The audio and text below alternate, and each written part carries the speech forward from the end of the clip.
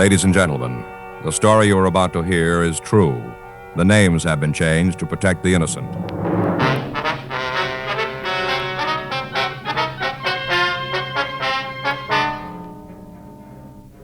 You're a detective sergeant. You're assigned a robbery detail. You get a call from an officer in another division. He's come across some information about a robbery. Your job? Check it out.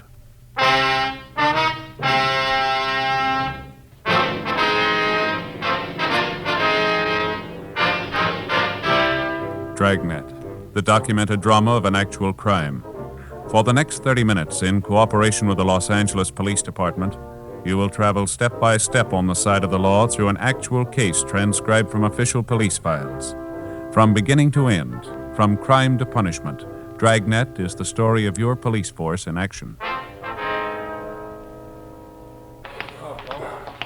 It was Wednesday, May 18th. It was hot in Los Angeles. We were working the day watch out of robbery detail. My partner's Frank Smith. The boss is Chief of Detectives Thad Brown. My name's Friday. We were on our way down from the office, and it was 10:47 a.m. when we got to the R&I counter. Coke machine. I don't see him. No?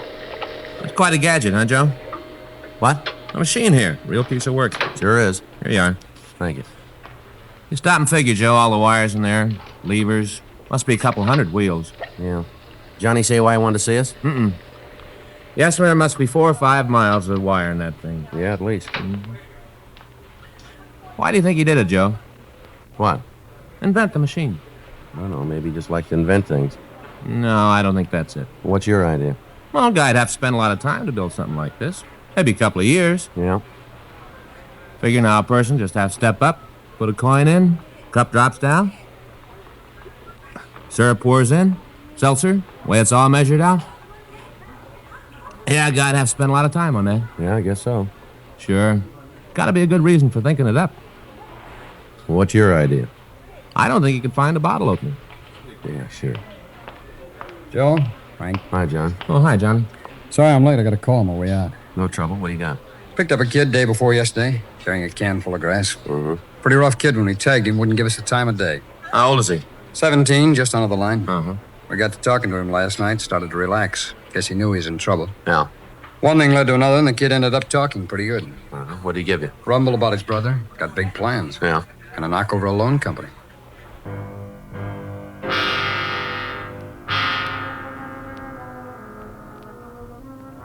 Captain Powers, Frank, and I left the city hall, drove over to Georgia Street Juvenile. We had the suspect brought to one of the interview rooms. All right, sit down, Homer. Homer, this is Sergeant Friday and Officer Smith. They want to talk to you. Joe, Frank is Homer Rankin. How are you? Hi, son. What do you want? Well, I told them what you said about your brother, Homer. They'd like to go over it with you. That's a lousy deal. What do you mean by that, son? Stinks, that's what I mean. What I told you wasn't supposed to be broadcast. I'm just trying to help you out, kid. Yeah, where's your shovel? Word leaks I turn fink and the services will be real nice. You're all invited. Look, boy, you're not going to help yourself by acting like this, and you're not going to do your brother any good either. You tell me all about it, huh? What are you trying to build, Homer? What do you want? Leave me alone. We can't do that, you know it. Try. Look, Homer, you're in trouble. Why make it any worse, huh? You got me for possession, that's all. You ain't gonna make any more out of it. All right, let's go. Come on, kid. Where to now? The basement for the rubber hose, huh? Going back to your cell. Good. I didn't sleep good last night. Maybe I can get some sack time. You better do it while you can. What's that supposed to mean? By the time the court gets through with you, you're not going to feel like sleeping, I'm afraid. What do you do? Hmm? Where do you work? What's your job around here? Robbery. Big guys, huh? No. Sure, I heard about you fellas. Big-time operators. Guess I should feel pretty good you come to see me. How do you figure that? You don't waste your time on small-time stuff. Well, you better take another look. Huh? We did this morning.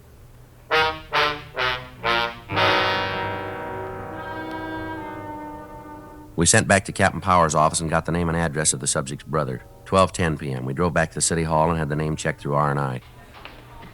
Here you are. Thanks, Ellen. It's a fat package. Well, Let's see the arrest report. it's long. Assault, burglary, 211. He's been busy. Yeah, You got a 5-2 there? here it is. Who's he list as the next of kin? Wife, Paula Rankin, 101st Street address. Better talk to him. No, You think the kid told Powers the truth? I don't know. Maybe just wanted to sound big. It's possible. Brother sure fits, though. Mm-hmm. Guy's been lucky. What do you mean? Well, all the arrests, he's never stood a conviction. Well, let's see if we can change that.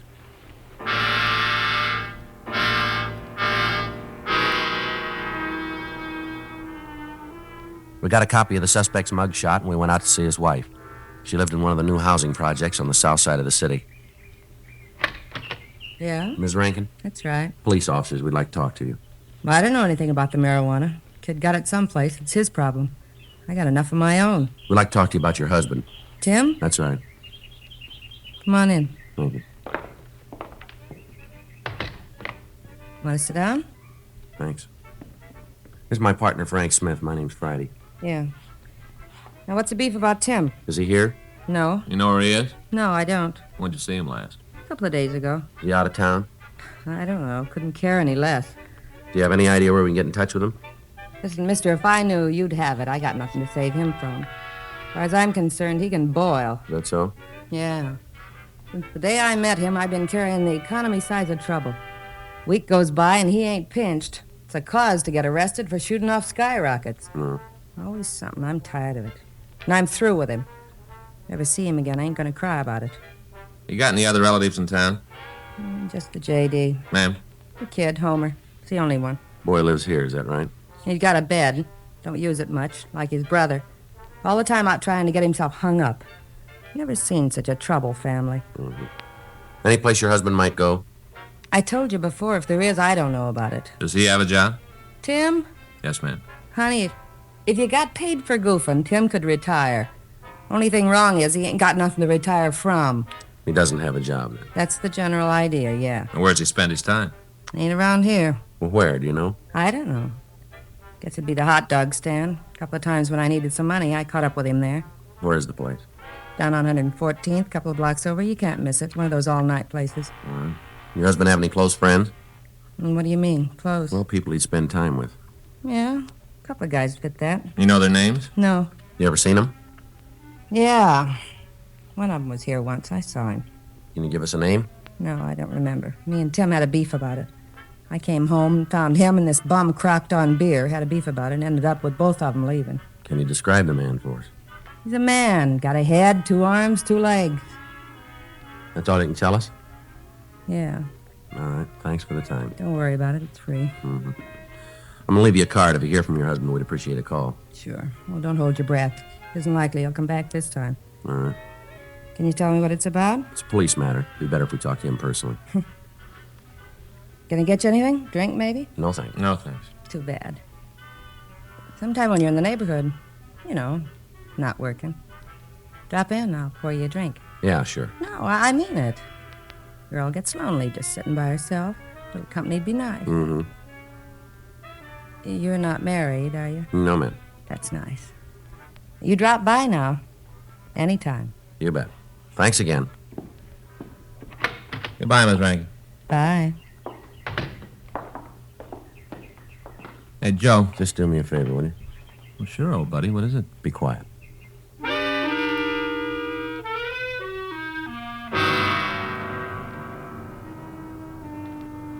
We checked with the neighbors, and they verified Ms. Rankin's story about her husband's absence.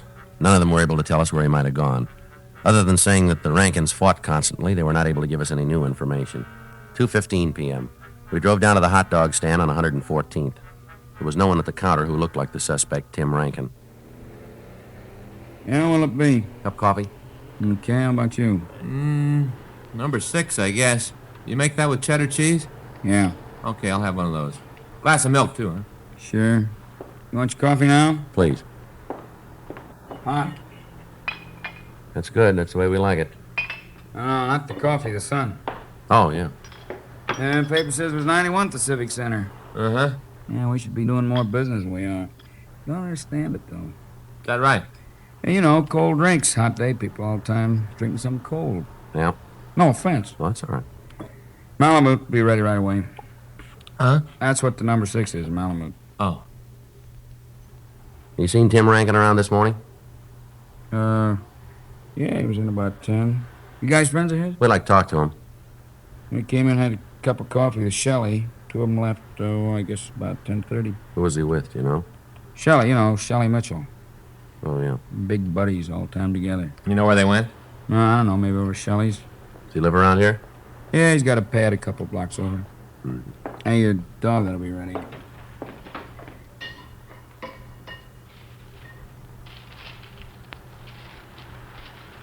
You know the address of that place? I've never been there. Heard the two of them talk about it, though. This guy Mitchell work? No, I don't think either one of them do. Want to leave your names? Guys come back, I'll tell them you're here. Well, it'd be better if you didn't say anything about it. Why not? We're police officers. Both of you? That's right. Sure never guessed it. Cops. Never would have known. You look just like anybody else. What are you after Tim and Shelley for? I bet it's a loan company job, huh? Huh? That it? What do you know about it? Oh, look, mister, I didn't have any part in the action. I just heard them talking. That's all? Yeah, gospel. I didn't even think they were serious. If I'd known they meant it, I'd have called the cops myself. I don't want to get mixed up in nothing like that. Not me. I ain't about to put my neck out. What'd they say about the job? Oh, just they're going to pull it. All the time I thought they were kidding, talking big. I sure never figured they'd really do it. What's the name of the company? Huh? That place they talked about, what's the name of it? Timely Loan Company over on Western. They say when they were going to make it? I talked about Monday afternoon. I guess they decided not to wait, though, huh? Yeah. Either one of them drive a car, do you know? Yeah, Shelley does. I don't think it's his, though. You ever seen it? Yeah, a couple times he's had it there. What kind of a car is it? Pontiac, 4-door. Happen to know the license number? No, sorry, fellas never paid much attention to it. Either one of them say when they'd be back? No, could be any time, though. They come and go. You know if this Mitchell's ever been arrested? I can't give you an answer. Never heard him talk about it. Oh, when they hit the place? What? When they robbed a loan company. I never read nothing about it. Papers haven't got it yet. Anybody hurt? Why do you ask that? Oh, just kind of figures, that's all. Yeah? Sure, I know one thing for sure. I wouldn't want to get in Shelley's way. The leg don't slow him down a bit. What do you mean? He's got a wooden leg, Here, the right one. Told me once he got wounded in the war. Is that right? He still walks with a little limp, like this. I saw him tangle with a guy once, happened in the alley out and back. Yeah? He almost knocked the fella's head right off his shoulders. Real punch.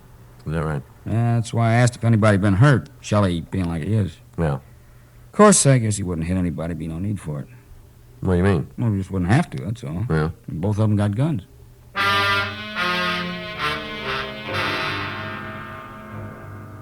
Frank and I arranged for a stakeout on the hot dog stand, then we went back to City Hall and ran the name Shelley Mitchell and his description through R&I. We came up with a possible that looked good.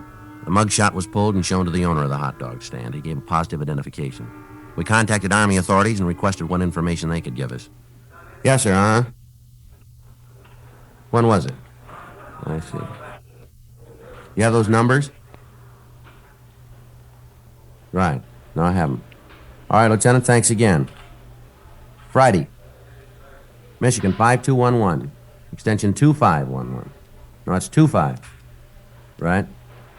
Okay, many thanks. How about it, Joe? Looks good. He was given a dishonorable discharge. For what? Theft. Spent a couple of months in the stockade, and then the Army kicked him out. Yeah. They'd like to talk to him again, though. Well, how come? Well, according to the lieutenant, seems after he left, they got to checking, and he didn't leave alone. What do you mean? Took 345 automatics with him.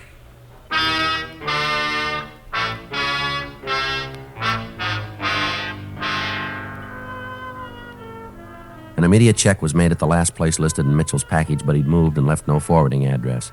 Additional officers began to canvass the area where he was supposed to be living. Local broadcasts and APBs were gotten out on both suspects, and a stakeout was set up on Tim Rankin's home. That afternoon, we met with Captain Donahoe, and it was decided to put a stakeout on the loan company. 4:50 p.m. Frank and I were leaving the office to make the necessary arrangements. You got the mugs? Yeah, we better get on it right away. Yeah. Hot shot.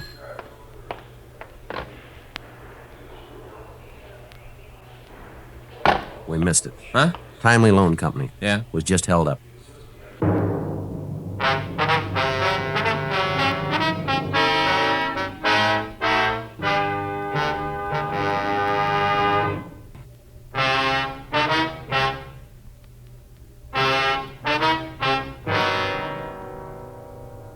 Frank and I left the office and drove out to the Timely Loan Company on Western Avenue. By the time we got there, a radio card answered the call, and the officers were checking the neighborhood.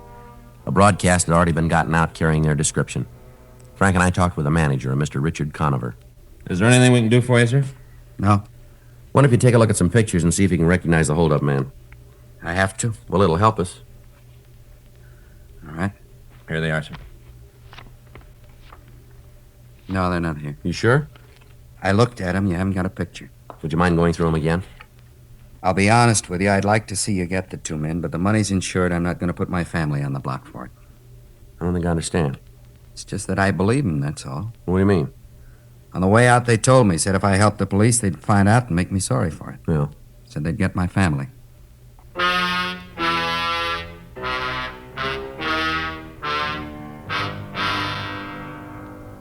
We went over the description Conover had given the uniformed men. It could have fit almost anyone. The crime lab came out and went over the offices of the loan company. They found nothing that would aid us. The people in the immediate vicinity were interviewed. None of them were able to give us a good description of the suspects. The victim, Richard Conover, was taken to the city hall where Frank and I talked to him for over an hour. 8:14 p.m. Now, Mr. Conover, we need your help. If we don't have it, our job's going to be 5 times as hard. I've told you I'm not going to put my family in jeopardy. Well, now look, we'll put a policeman in your house. He'll be there 24 hours a day until we come up with the thieves. There'll be an officer with your children. Nobody's going to get near him. That's ridiculous. What do you mean? I'm not going to subject them to that kind of supervision. Well, then maybe you better take another look, Mr. Conover. There are 2 men in this city who've held you up, and they've made threats on your life. Now, we don't blame you for being concerned, but this isn't going to help. Unless you go along with us, our hands are tied. There isn't anything we can do. And you've got no reason to believe that these men aren't going to try to get at you, even if you don't talk. You're the only one who can identify them. Pretty soon they're going to think about that, and then we won't be able to stop them. And you and your family are in trouble now, whether you talk to us or not. All right, I'll tell you.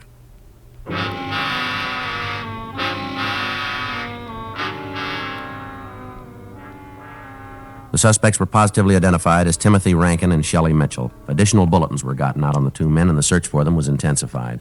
Officers were dispatched to Conover's home in the event that the 2 thieves tried to make good their threat. Rankin's brother was re-questioned at Georgia Street Juvenile, but either he couldn't or else he wouldn't aid us in apprehending the suspect. 11:30 that night, Frank and I were ready to leave the office. You sign the log, Joe? Yeah, let's go. I get it. Robbery Friday. Hello? Robbery Friday. Oh, yeah, Benson. Wait a minute. Give me that again, will you? Be right out. Benson and Stromwell. Yeah? They found the suspects.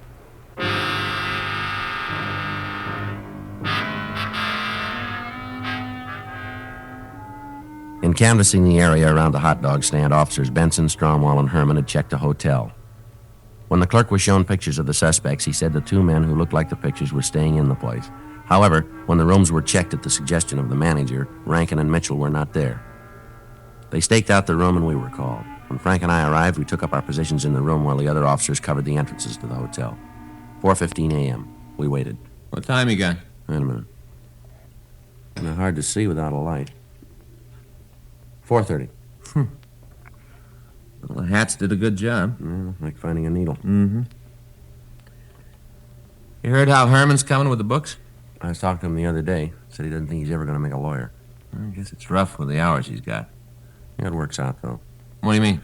He told me that when he and Stromwell got a stakeout together, they'd ask each other questions. You know, try to study that way. Oh, man, that's a hard way to do it. Frank? Huh? Yeah.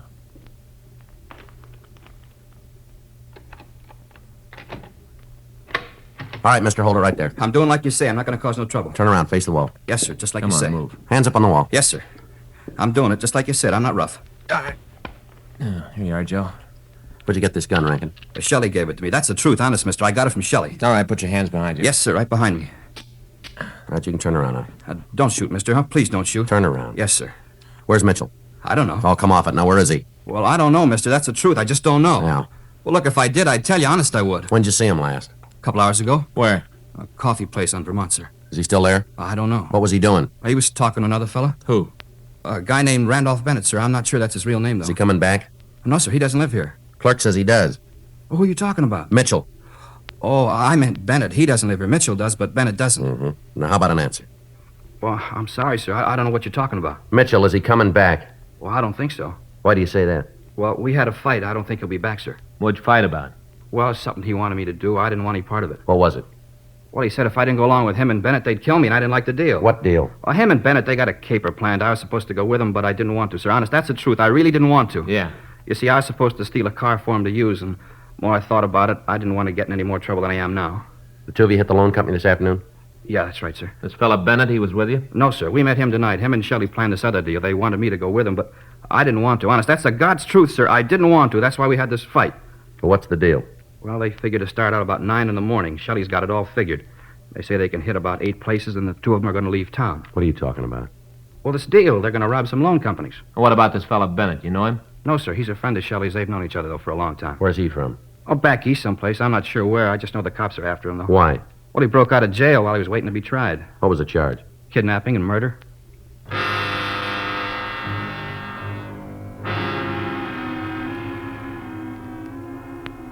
We left the hotel room and picked up the other officers. We had Tim Rankin point out the coffee stand where he'd last seen Shelley Mitchell, and then we called a radio car and turned Rankin over to the uniformed men. While Benson, Stromwell, and Herman covered the rear entrances to the place, Frank and I went in the front door. There they are, Joe. Halfway down. Yeah, let's go.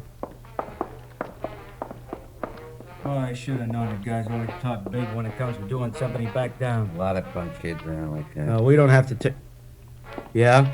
You guys got a license to listen? Shelley Mitchell? Cops! What? No!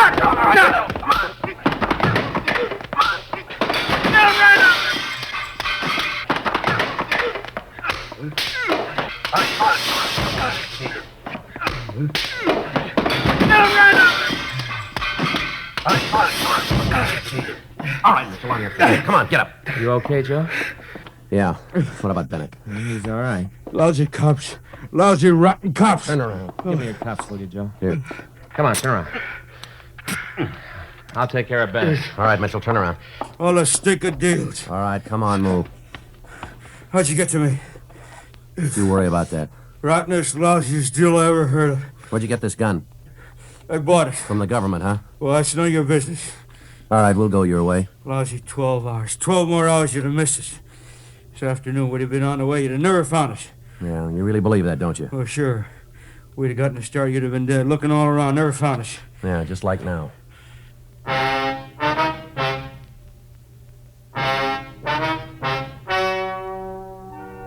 The story you have just heard is true.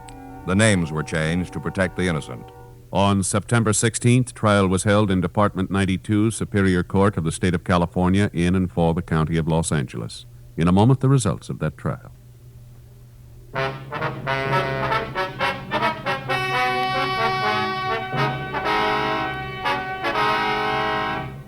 Homer Norman Rankin was referred to juvenile court and, after a hearing, was made a ward of the state.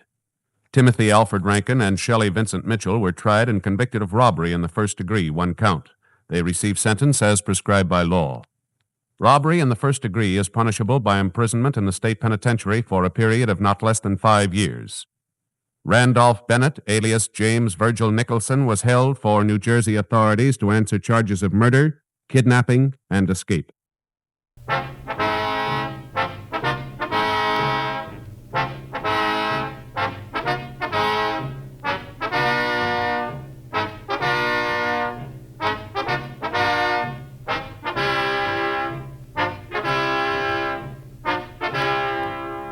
You have just heard Dragnet, a series of authentic cases from official files. Technical advice comes from the Office of Chief of Police W.H. Parker, Los Angeles Police Department. Technical advisors, Captain Jack Donahoe, Sergeant Marty Wynn, Sergeant Vance Brasher. Heard tonight were Ben Alexander, Virginia Gregg, Herb Ellis, Jack Crucian. Script by John Robinson. Music by Walter Schumann. Hal Gibney speaking. Watch an entirely different Dragnet case history each week on your local NBC television station. Please check your newspapers for the day and time. Chesterfield has brought you Dragnet, transcribed from Los Angeles.